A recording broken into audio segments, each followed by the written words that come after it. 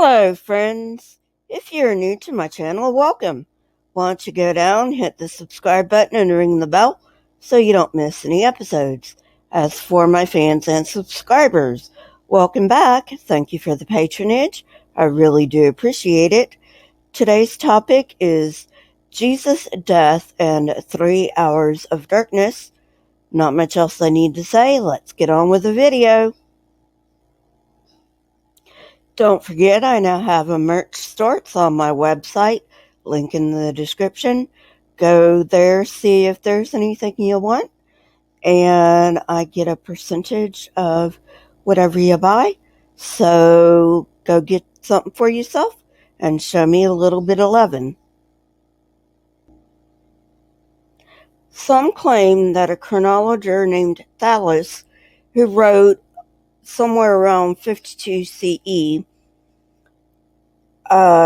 wrote about the crucifixion of Jesus and about the darkness that surrounded it. This is not true. We actually have a direct quotation from Thallus, and it does not mention the crucifixion. The Synoptic Gospels all derive the claim of 3 hours of darkness from Mark.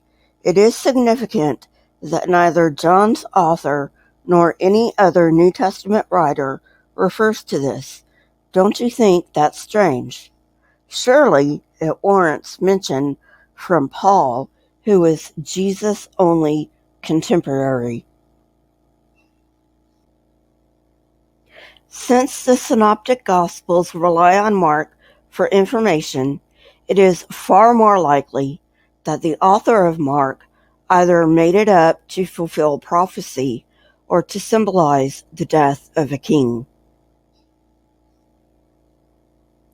By all accounts, the crucifixion took place around Passover, which always takes place during a full moon, making a solar eclipse physically impossible because the moon is on the other side of the earth at that time. In addition, solar eclipses only last a few minutes and darken only some of the earth, not all of it, like the Synoptic Gospels say. What is often cited as the Thallus quote actually comes from the 9th century Christian chronologer George Syncellus, who is supposedly preserving words from a work that does not exist anymore by 3rd century author Julius Africanus.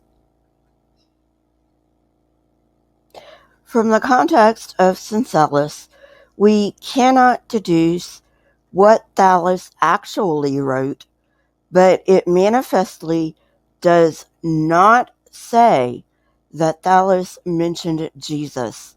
This assumption may derive from the work of Julius Africanus.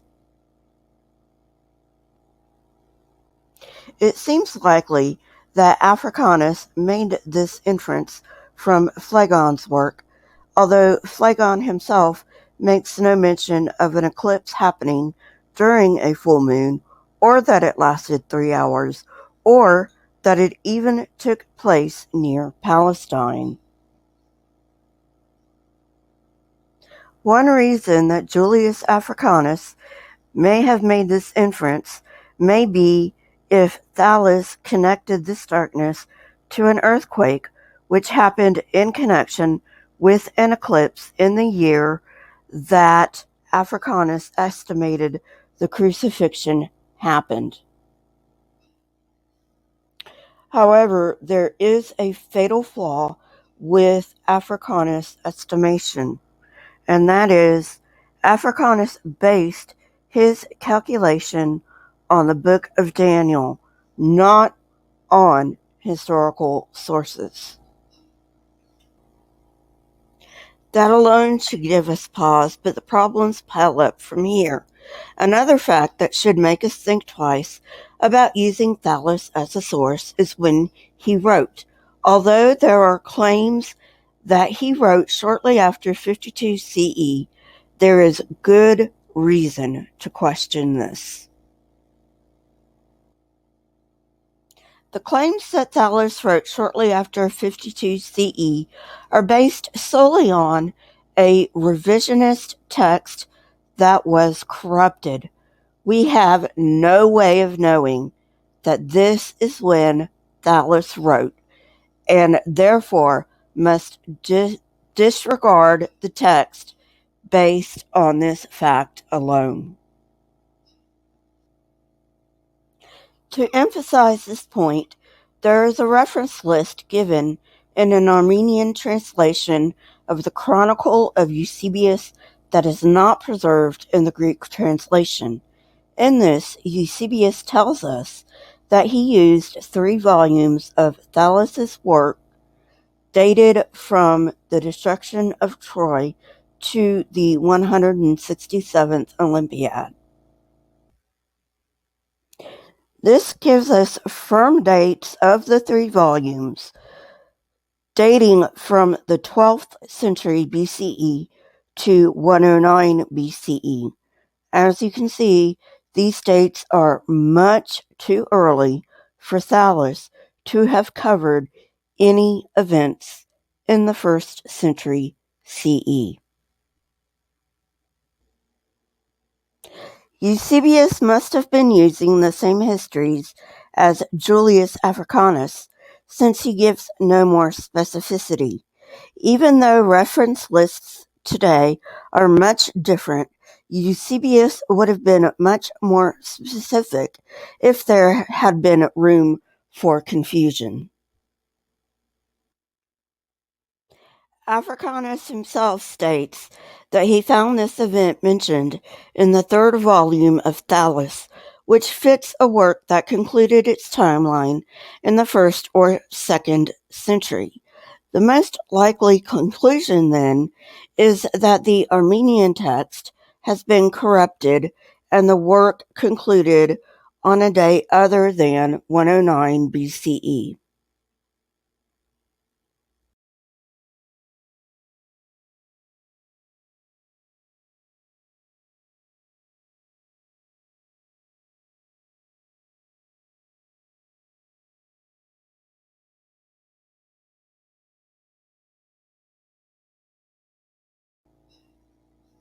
The fact is that any number of corruptions are possible.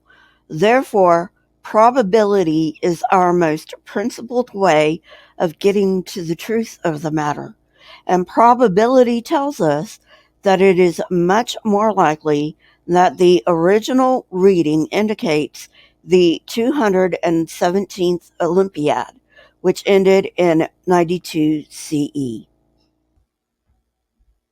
However, it is equally probable that the original reading indicates the 227th Olympiad or even the 237th Olympiad, ending in 132 and 172 CE, respectively. Now that we got the very dirty business of the date out of the way, we can now move on to what Thallus actually said. Eusebius quotes Phlegon verbatim in his Chronicle.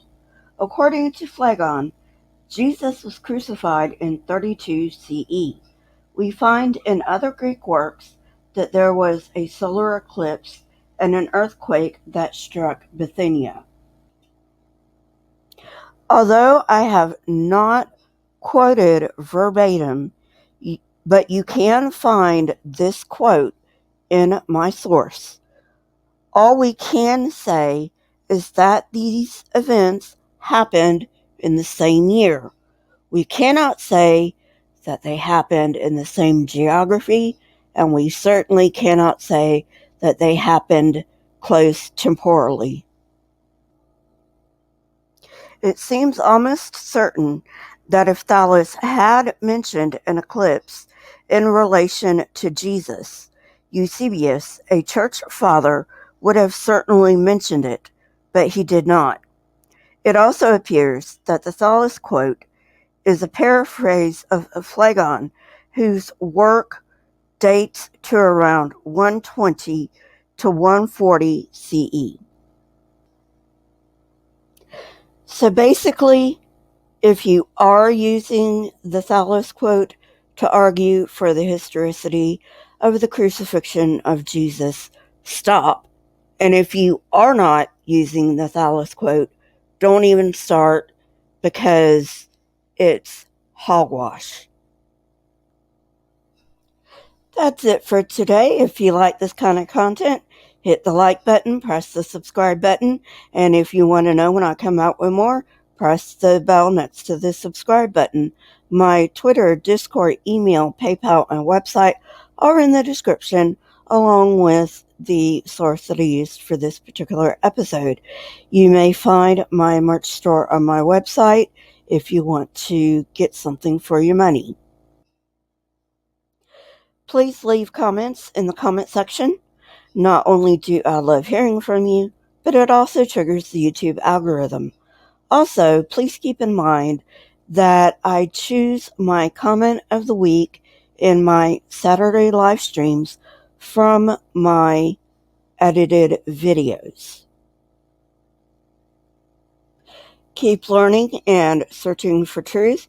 Here are a few videos from my library. If you have not watched them yet, go ahead and watch them and tell me what you think. Until next time, friends, stay safe and goodbye.